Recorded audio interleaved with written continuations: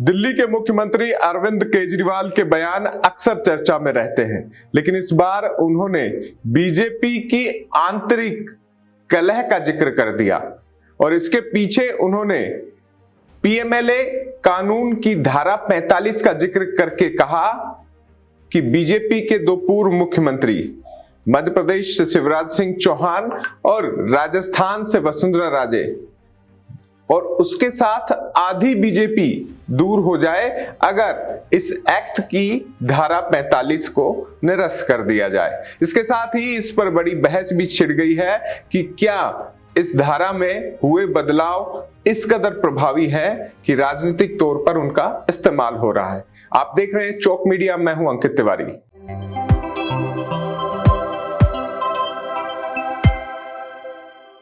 अरविंद केजरीवाल का एक बयान फिर से चर्चा में है।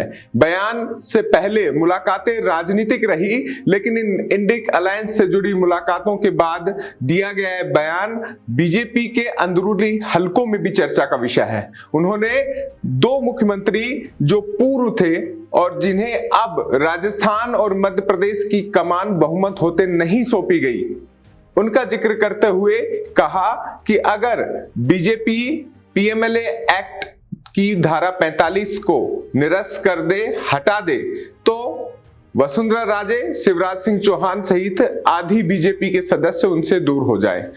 इसी के साथ ये बहस छिड़ गई कि क्या इसका राजनीतिक उपयोग हो रहा है। ऐसे में बेहद जरूरी है यह समझना कि पीएमएलए एक्ट यानी prevention of money laundering act की धारा 45 में जो संशोधन हुआ, जो स्पष्टीकरण जारी हुए, वो क्या कहते हैं, किस ओर इशारा करते हैं। पीएमएलए एक्ट की धारा 45 में एक संशोधन हुआ और उसके स्पष्टीकरण ने इसे राजनीतिक रुख दे दिया। चर्चा में ये तब भी था और एक बार फिर से आया है जब अरविंद केजरीवाल ने कहा है, और इस बयान के मायने भी बहुत हैं क्योंकि आम चुनाव सर पर है। एक बयान के आधार पर अगर जांचा जाए तो धारा 45 क्यों प्रभावी है, इसको जानना भी बेहद जरूरी हो जाता है। तो बात करें तो धारा पीएमएलए एक्ट की धारा 45 में स्पष्ट तौर पर ये प्रावधान किए गए हैं जिनके आधार पर कहा जाता है कि सभी अपराध संज्ञेय और गैर जमानती होंगे, जिससे ईडी को कुछ शर्तों के अधीन बिना किसी वारंट के अभियुक्त को गिरफ्तार करने का अधिकार होगा। बस यहीं से राजनीति और राजनीतिक चर्चाओं का दौर शुरू हो जाता है और यही धारा ईडी को इतने अधिकार दे देती है कि जो अपराधी हैं, जो ईडी के दायरे में आ रहे हैं, वो खौफ के साए में आने को मजबूर हो जाते हैं। खासतौर पर ईडी काम क्या करती है वो भी एक शॉर्ट नजरिए से जाने तो फेमा और पीएमएलए दो ऐसे कानून हैं जिनके तहत प्रवर्तन निदेशालय प्रमुखता से काम करती है और मकसद यही है कि काले धन पर लगाम लगाई जाए और जो अवैध धन भारत के बाहर से या भारत के आंतरिक हिस्सों में अगर कहीं जनरेट हो रहा है, अन्य गतिविधियों में लग रहा है, उसकी पहचान कर ईडी कार्रवाई करे। इन प्रावधानों के तहत ईडी यानी प्रवर्तन निदेशालय को अर्ध न्यायिक शक्तियां भी प्राप्त हैं जिनका उपयोग वो जांच के दौरान, छापों के दौरान और खासतौर पर आगे की प्रक्रियाओं में पेनल्टी लगाने के दौरान इस्तेमाल करती रही है। अब जब धारा 45 के तहत ये अधिकार दे दिए गए कि अगर ईडी के अधिकारियों को ऐसा लगे और अपराध इतना संज्ञेय हो तो उस आधार पर उन्हें गिरफ्तार करने का अधिकार होगा। यहीं से ये शक्तियां और चर्चाएं शुरू हो जाती हैं।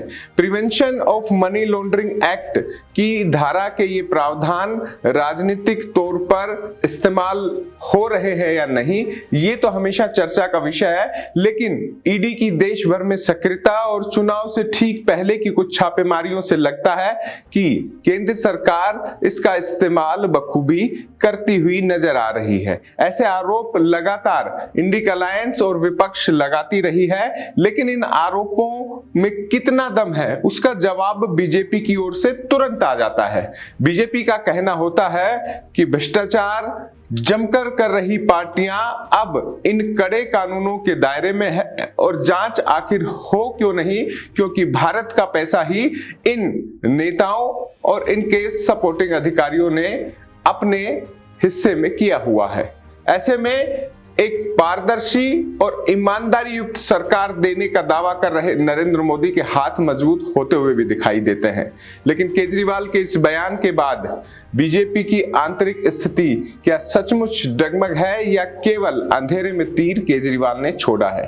ये तीर का निशाना कहां जाएगा? क्या ये तीर लौटकर वापस केजरीवाल की तरफ आएगा? ये देखने वाली बात होगी। लेकिन इस बयान के बाद भी दोनों ही नेताओं के कोई बयान नहीं आए हैं, चुप्पी साधे हुए हैं।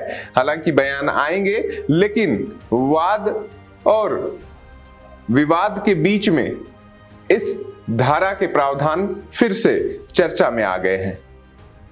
कमेंट करके आप बताइएगा, क्या राजनीतिक तौर पर पीएमएलए एक्ट की धारा 45 का इस्तेमाल हो रहा है या केवल दोषियों पर ईडी कड़ी कार्रवाई कर रही है?